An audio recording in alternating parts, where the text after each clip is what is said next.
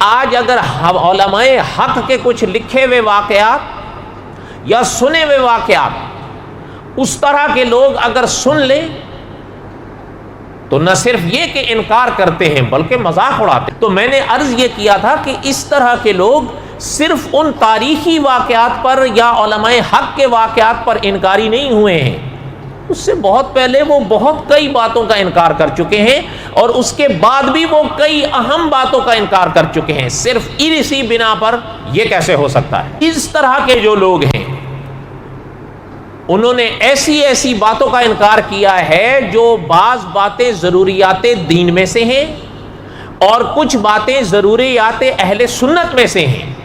اگر کوئی شخص حضرت محمد الرسول اللہ صلی اللہ علیہ وسلم کے معجزات کا قائل نہیں ہے تو باقی کسی نبی کے معجزے کا قائل ہونے کا تو سوال ہی پیدا نہیں ہوتا۔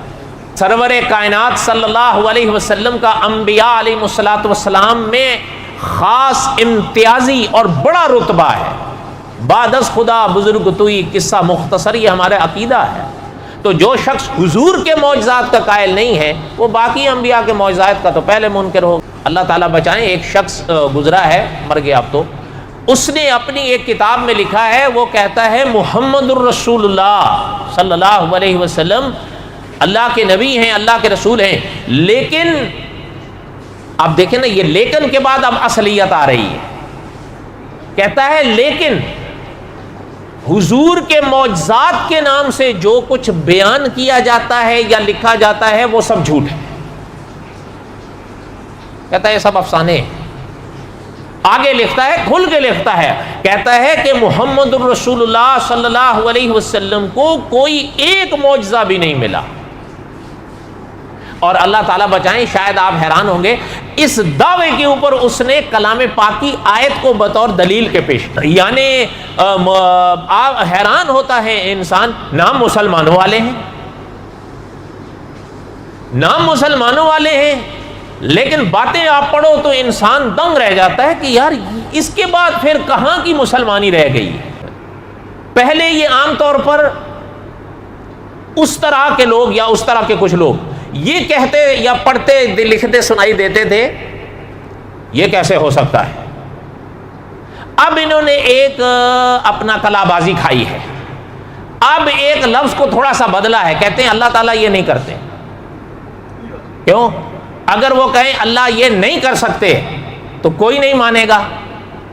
اب اس کو تھوڑا سا جو ہے نا وہ مثالہ لگایا، اللہ یہ نہیں کرتے، اللہ یہ نہیں کرتے، اللہ یہ نہیں کرتے۔ اچھا، یہ جو لفظ ہے یہ اتنا خطرناک ہے کہ اب کچھ وہ لوگ جو دنیا میں جو ہے وہ اہل سنت کے نام سے جانے پہچانے جا رہے ہیں، یہ لفظ وہ استعمال کرنے لگے ہیں۔ جہاں خارق عادات امور کا ذکر آتا ہے وہ بھی یہی کہتے ہیں نہیں جی افسانے ہیں، اللہ یہ نہیں کرتا۔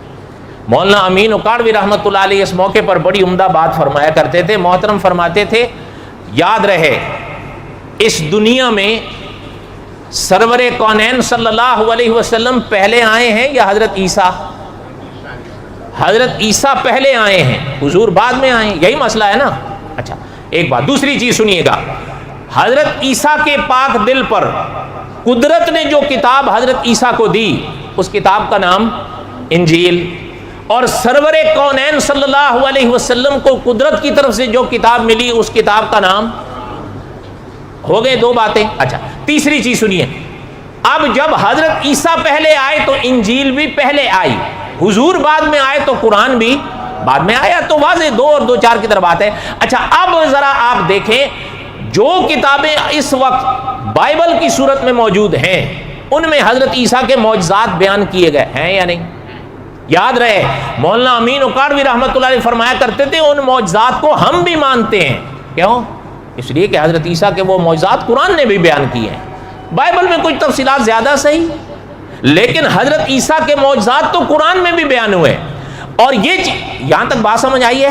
اب اس کے ساتھ کہ اگلی شک سنیں، مولانا امین اکاڑوی رحمۃ اللہ علیہ فرمایا کرتے تھے کہ یاد رہے کہ اتنے بڑے گروہ کا گمراہ ہونا جنہیں دنیا عیسائی کہتی ہے، اتنے بڑے گروہ کے گمراہ ہونے کی وجہوں میں سے ایک وجہ یہی معجزات ہے۔ کیوں؟ انہوں نے بھی جب پڑھا دیکھا یہ کیسے ہو سکتا ہے، انہوں نے اپنے شرک کی ہر بنیاد اسی سے لی۔ حضور جب تشریف لائے، حضور کو قرآن پاک ملا، ٹھیک ہے، اچھا جب قرآن آیا تو اللہ تعالیٰ نے حضرت عیسیٰ کے وہ معجزات قرآن میں بیان نہیں کیے؟ تو عیسائی تو پہلے گمراہ ہو چکے تھے۔ اگر یہی مسئلہ تھا کہ معجزات و کرامات بیان کرنے سے کچھ لوگ گمراہ ہوتے ہیں اور ان کو نہیں بیان کرنا چاہیے، تو محترم فرماتے تھے اللہ نے پھر اپنے پاک کلام میں حضرت عیسیٰ کے معجزے بیان کیوں کیے ہیں؟ بات یہ ہے، محترم فرماتے تھے نہ ان باتوں میں قصور اللہ کا نہ حضرت عیسیٰ بن مریم کا، قصور اصل ہے ان غلط لوگوں کے ذہنوں کا جنہوں نے ان معجزوں کو حضرت عیسیٰ کا اپنا کرشمہ مانا ہے۔ آپ اور ہم، یہ ہمارا عقیدہ ہے، حضرت عیسیٰ کے جتنے معجزات سے سارے کے سارے کام کس کے تھے؟ تو حضرت عیسیٰ کے ہر معجزے میں میرے اور آپ کے لیے توحید ہے۔ اگر وہ غلط مسئلے نکالتے ہیں تو وہ علماء حق نے لکھا ہے معجزے یا کرامتیں ان پر ایمان رکھنا ہے اور ان کی عقلی تعویلیں کرنا گمراہی ہے۔ رہ گئے وہ لوگ جو یہ کیسے ہو سکتا ہے، انہوں نے ان سے پہلے بہت ساری باتوں کا انکار کیا ہے، ضروریات دین تک کی مسئلوں کا انکار کر گئے ہیں، اسی بنا یہ کیسے ہو خارق عادات امور کا انکار کرنے والوں نے دین اسلام کے ہر عقیدے کا انکار کرنے کی اب کوشش کی ہے، دین اسلام کی بنیادوں کو ہلا کے رکھنے کی کوشش کی ہے۔ جو مسئلہ سامنے یہ کیسے ہو سکتا ہے، جو مسئلہ سامنے یہ کیسے ہو، حضور کو معراج جو نہیں تھی وہ تو خواب تھا، حضرت ابراہیم کو جو آگ میں نہیں جی وہ کوئی آگ، یہ آگ تھوڑی تھی جلانے والی، کون سی آگ تھی، وہ تو امتحان کی آگ تھی۔ اچھا وہ حضرت عیسیٰ علیہ السلام نے جو مردے زندہ کیے وہ اللہ کے بندو، وہ تو کافروں کو مسلمان کیا تھا، مردے کہاں زندہ کیے تھے؟ کیوں؟ وہ یہی تو کہتے ہیں یہ کیسے ہو سکتا ہے۔ ہم یہ کہتے ہیں کس سے نہیں ہو سکتا ہے، اس سے نہیں ہو سکتا ہے یا ان سے نہیں ہو سکتا ہے؟